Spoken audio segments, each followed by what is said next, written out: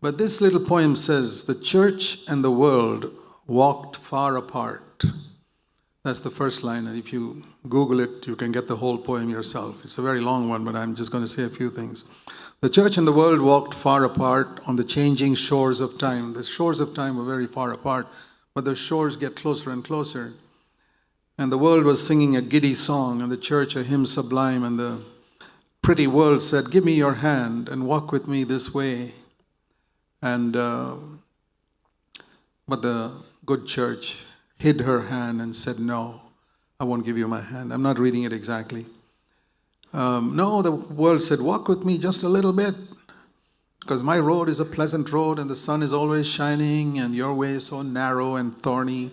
Mine is so flowery and smooth and you're always looking so sad. But I move in rounds of joy. To me, the sky is always blue and there's no want, no hard work. The sky above you is always dark, and you can see that my road is a very broad road. My gate is high and wide. There's room enough for you and me. We'll travel side by side.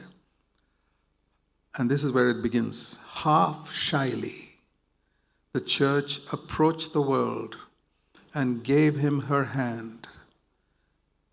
The church is pictured as the bride of Christ here. The world is this handsome man. And the false world grasped it and walked along and whispered, first of all, your dress is too simple. It's not the latest fashion.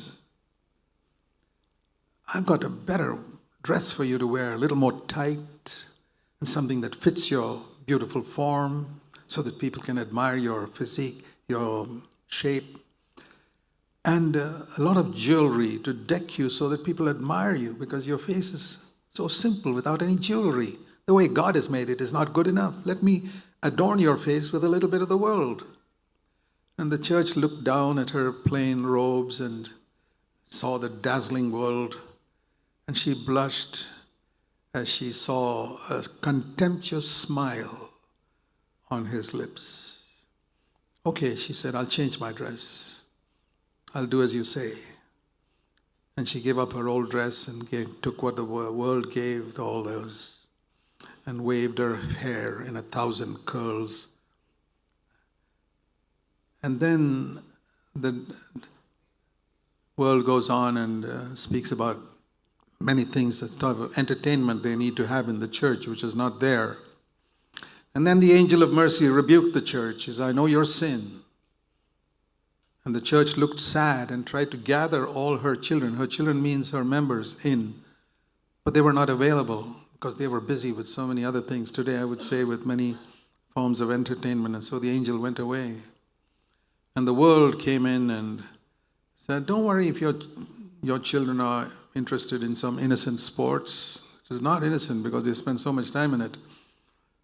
And so she ignored it and spent all that time in all this, while out in the world, countless million souls were getting lost in sin and hell, whom the church was supposed to preach the gospel to. But they had no time to preach the gospel because all the people were involved in, today I would say, checking smartphones, and so much time goes. They have no time to study the Bible, no time to preach the gospel to others. And so the world is perishing with hungering for truth. And then the world came and said to the church, your preachers are all too simple. They frighten my child with terrible verses from the Bible and things I don't like to hear. They talk about judgment and fire and hell. No. I'll get you some better preachers who will, clever people who will show you how you can live as you like and still go to heaven. Because the Father is so merciful, the world said, good, loving and tender and kind. Do you think he'll take one child to heaven and leave another behind? No. So the church agreed, and they began to get other preachers who were more gifted and educated in big Bible colleges. And the plain, simple old men who preached the cross were pushed out of our pulpits. And then mammon came in, and money became the important thing. And the world said, you're worried too much about poor people. They can take care of themselves. Don't worry about them. You take care of yourself. Go to expensive restaurants and eat what you like. Go frequently. Enjoy yourself, and etc., etc., etc. And so the church opened her purse and began to spend in all those things and say, maybe I've given too much to poor people. or to the church. I don't want to do that. Let me also enjoy myself a little. And like that, the two drifted apart, and the church sat down and began to enjoy everything. And the world finally looked at the church and mocked and said, the church has fallen. This beautiful church, her shame is now her pride. And thus she lost her witnessing power. And like the Lord said, perilous times came in. And she would never listen anymore. And a voice came from heaven that's saying, I know your works. You're wretched and miserable and poor and blind and naked. You think you're rich and increased in goods. The expectant bride of a heavenly groom has become the harlot of the world. You have fallen. So at last I must cast you out and remove your name from the book of life.